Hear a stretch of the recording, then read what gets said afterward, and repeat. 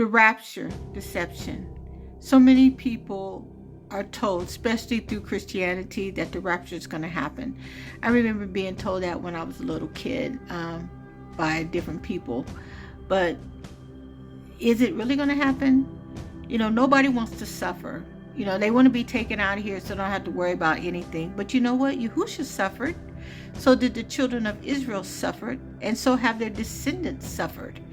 So why shouldn't you have to suffer? So let's talk about the scripture that is always used by Perry Stone, to name one, and a lot of these Gentile pastors, and also some of these Baptist pastors, as well as Pentecostal, even the 2819 pastor. They talk about this because, you know, he doesn't believe that the Bible is dark complected people in there. So let's just talk about the misconception, and I'm going to focus on the scripture 1 Thessalonians 4:13. And especially during this final hour of deception and false hope, I want to expose the true prophetic warning and not watered down escapist version taught by modern Christianity. So, but I would not have you to be ignorant, brethren, concerning them which are asleep, that ye sorrow not, even as others which have no hope. Prophetic breakdown. No rapture, but resurrection and return. Paul is not speaking of a secret rapture to whisk away a Gentile church. He is addressing the hope of the resurrection of the dead in Yahushua HaMashiach, especially those of the house of Israel who have died in faith, keeping the covenant, waiting for the kingdom to be restored. This is not about escaping tribulation. It's about being prepared for his return when he gathers his true remnant for judgment and rulership, not retirement. The lie of the rapture. Christianity twisted this passage to the doctrine of the rapture, first popularized in the 1800s by John Nelson Darby and the Jesuit-influenced Counter-Reformation. It claims believers will vanish into the sky before tribulation. A 7-year peace treaty follows. The Jews are left to deal with the Antichrist, and this is a satanic distraction to keep people unprepared and lukewarm. Yahushua never promised escape. He promised endurance through the fire.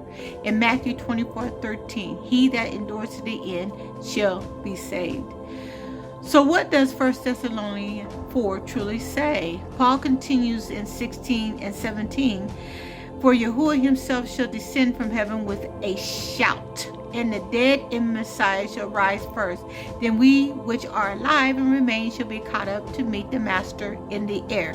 This is, in Daniel 12:2, the resurrection of the dead, the gathering of the remnant, not to escape earth, but to meet the returning King as he comes to reign and judge.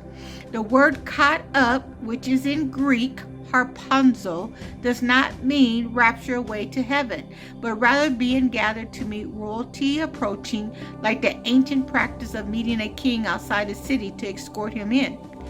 What's really coming? Not a rapture, but the return of Yahushua. In Jude 1:14, with 10,000 of his saints. In Revelations 19:15, to crush the nations. In Matthew 24:31, to gather his elect from the four corners of the earth. And in 2 Timothy 4:1, and to judge the living and the dead. So the end time prophetic warning, you won't be raptured out. Sorry. Don't think that you're going to sell your house and forget about all your credit cards, and you're not going to have to worry about anything because the rapture is not going to happen. Well, let me tell you, you will be tested, you will be purged, and you will be revealed. Only those who have obeyed Yahuwah's commandments, kept the faith of Yahushua, endured tribulation without compromise, will be gathered into his kingdom. The rest, even if they called on their Jesus, will hear in Matthew 7:23, depart from me, I never knew you. So let me tell you what the final word is on this. There is no pre-trib rapture. There's only a resurrection of the righteous, a gathering of Israel, and the return of the King to rule and judge.